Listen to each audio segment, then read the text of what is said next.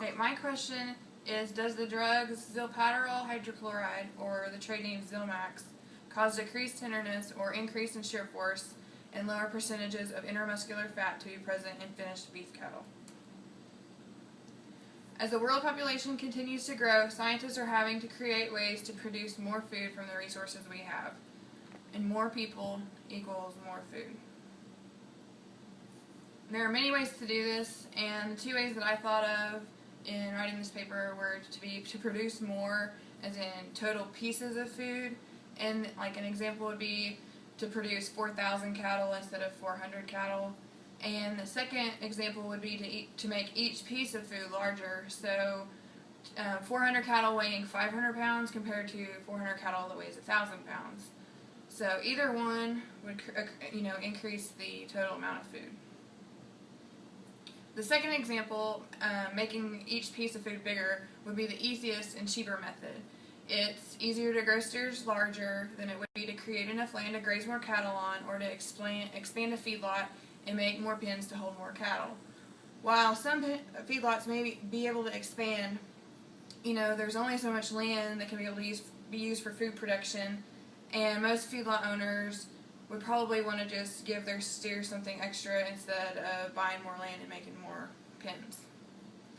And this is where the demand for drugs to help and expand the growth rates of their steers comes into play. The need for improved feed efficiency and increased carcass leanness spawned the creation of these types of drugs. The drug I'm discussing today is Zilmax, or Zilpaterol hydrochloride. According to Intervet's website, Zilmax.com, Zilmax is the result of 2 decades of research and development. Intervet is proud to offer Zilmax, the new standard in beef production, helping cattle producers meet the increasing demand for quality beef. These are just some of the claims that are on Zilmax's website. Zilmax is a beef improvement technology to add value to the entire U.S. beef system by helping the industry more efficiently produce a safe and quality product. And that's from Merck, one of just they coincide with Intervet, and they helped create this product. And Zilmax claims to not change any of the acceptability categories, including juiciness, flavor, tenderness, and overall acceptability. And that's kind of what my question is targeting.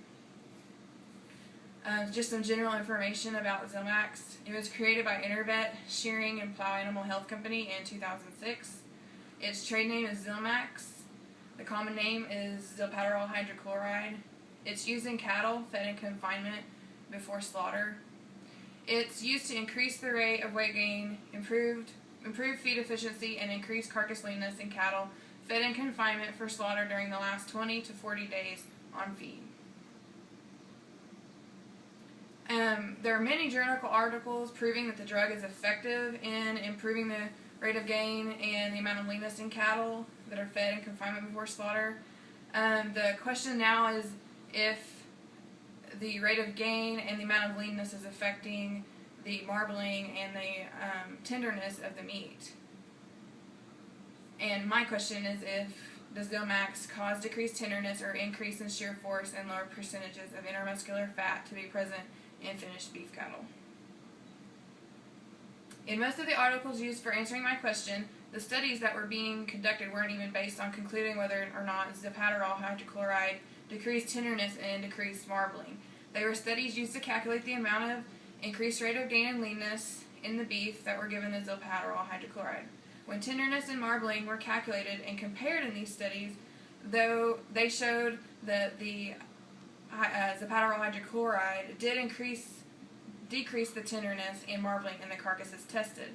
And the changes were very small, and most of the papers concluded that they weren't insignificant, and so they ruled them as not affecting it, or tenderness and quality unaffected, or Zilpaterol improved carcass composition and yields without having adverse effects on overall carcass quality. However, when observing the data in these studies, there was always a decrease in tenderness and a decrease in marbling score that increases the longer the cattle are fed the Zilpaterol hydrochloride. And that was even stated on the Intervet website. The studies that were directly testing the use of Zilpaterol hydrochloride and how it affects tenderness and amounts of marbling had very different results than the indirect studies. It was concluded in the study by Brooks, strip steaks harvested from beef fed Zilpaterol hydrochloride prior to slaughter that were enhanced and aged were put through the Warner-Bratzer shear force machine, and the results concluded that the Warner-Bratzer shear force values were improved by the enhancements, but not enough to be accepted by all consumers. So they were pretty much still really tough, and the consumers didn't like them. And they weren't able to be consumer accepted until they were aged for 21 days. And the study stated the results indicated enhancement improved the Warner-Bratzer shear force, but was not sufficient to overcome the detrimental effect of the Zilpaterol hydrochloride feeding duration on Warner-Bratzer shear force until steaks were aged 21 days post-mortem, but decreased the tenderness and tenderness acceptability scores when compared to the controls. So they weren't way less tender than the beef that didn't have the Zilpaterol hydrochloride. Therefore, the Zilpaterol hydrochloride definitely affects tenderness. In Merck's overview of Zilpaterol hydrochloride, they stated in their feeder outcomes that there is a slight reduction in the top choice or prime beef, meaning that Zilpaterol is responsible for a reduction of quality or negative effect on quality, resulting in fewer choice in prime carcasses. Zilmax's site, listed as a link on Merck's page, Zilmax.com, states, Zilmax will have no effect on marbling score when fed for 20 days. But the directions when giving Zilmax state to feed from 20 to 40 days before slaughtering. So the wording is very contradictory. So the quality won't be affected if the cattle are fed less than the recommended amounts. So it makes no sense whatsoever. And if they're fed 20 to 40 days like recommended, they're probably going to end up being tough. But if you don't feed them like you're supposed to, then obviously they're not going to have any effects from the drug. According to an article by Melody Peterson, she writes about how scientists have lost the grasp of quality product because they are so focused on creating more product. She also writes how major slaughtering facilities like Cargill are denying any cattle treated with Zilmax because they can be so tough and their quality is totally diminished. Peterson states, cattlemen in the beef industry executives warn that continued use of this drug may make ranchers' herds difficult to sell and end up hurting the image of American beef.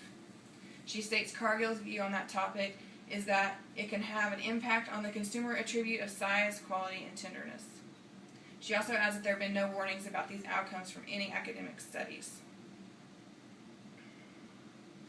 My conclusion to my question is it was concluded from the sources that I reviewed that Zilmax or Zilpaterol hydrochloride does not in fact decrease tenderness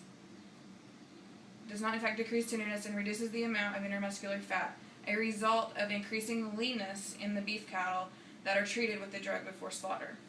While post-mortem or after death, treatments like enhancements and aging can somewhat help the tenderness and consumer acceptability, nothing that can reverse the ill effects of the Zilpaterol hydrochloride has on the meat. And I only found one recent study that states this, but there's plenty of more non-academic evidence that insists that this drug really makes meat really, really tough. And I mean, is that worth, losing a couple $100 on your beef weighing list and having a more high quality product than it would be to give your beef these drugs and make them weigh 30 or 40 pounds heavier, but have their meat be tough and their quality grades go down? So it definitely does significantly decrease their tenderness and quality and overall value of the meat.